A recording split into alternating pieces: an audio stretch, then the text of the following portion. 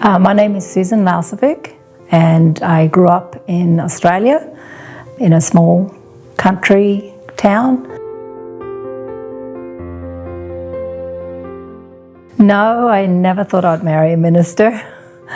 There are a few things I said I would never do. I would never marry a minister, a truck driver, or a farmer. Mainly because I thought a minister's life would be boring. That kind of was a bit dull in my young girl mind. But I've since learned that I'd never say never, because I end up with a minister and life has always been very interesting. And he does travel a lot, so it's just like being married to a truck driver. And he grew up on a farm, so he knows how to farm, so I end up with the whole three.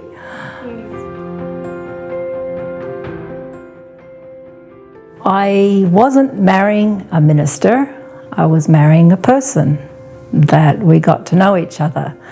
And ministry comes later. Ministry is a calling, but I knew he already had a calling. We've been married 40 years. We worked together, and often I would go to Bible studies with him, and we saw then, instead of it as an individual going to Bible studies when you go with your husband, it established me in the faith because I grew up kind of isolated. I wasn't going a structured church until I was 20 because we lived like 8 hours away. So yeah, when we were ministry together, we were bringing in whole families then. Whole families would join because I would talk to the mother. I would see what their problems are, see how they're dealing with it. And sometimes we would be able to help them more because the mother would talk to me about family issues more so than the husband would to Peter. And so we're able to help family solve a lot of issues together.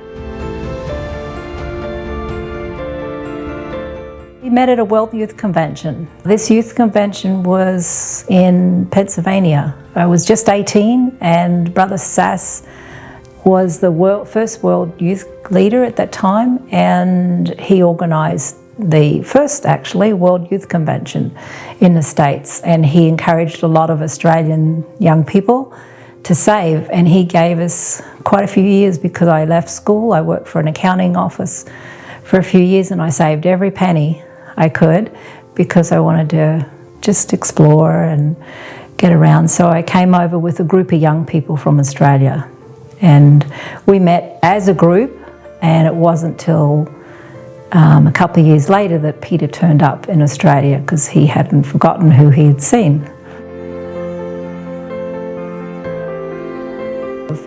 Usually you don't go both down together. If you do, it's pretty hard. So it's one or the other, and a lot of times you rely on each other's strengths. There's strengths that I have that soften him a little, and there's strengths that he have that I lean on him. We handled them in a way where we would go and set a time apart where we would just take a little time to rejuvenate and just not be constantly involved in the work. Make little times together. Things like that is creating memories together. And he loves building. He has an outlet as well. That's his creative outlet, is building. Yeah, he's got a creative outlet. I have a way to do things. And, you know, we're complementing each other, but we have our own individuality.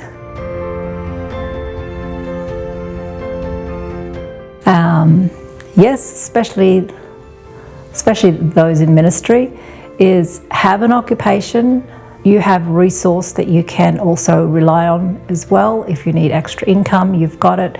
And if you're alone a lot, it's good to keep yourself occupied. And, you know, it's easy because, you know, if you're getting moved around, you're going to get homesick. You're going to want the people that you used to have around. You got new places then. After doing 20 years in accounting, I went back to school and did health work. And I actually had my own clinic in Atlanta, and I had a very successful clinic in Australia doing natural healing and health. So when we would travel places, then he would often do the missionary school training or whatever, and I would do health talks and cooking classes or something. So it's a team effort of making, something that will work. So in that way we complemented each other too. And then also another one I did was women's retreats for Bible workers' wives. That was fun doing, and got Bible workers' wives to actually join in and give little encouragement. It's a unique circle, and they often struggle alone. There's a lot of questions, but when you're together, you can support each other because we're going through similar things. Keep yourself occupied when your husband's away, and sometimes it's a standing joke now, if he's home too long, I'm like, when do you have to go? Because I have things to do. So that way, that helped me get over, I'm lonely, when you're coming home and this, that, and that makes it harder for him. They're getting 2 for the price of 1, usually, in the ministry. Well, thank you. No worries.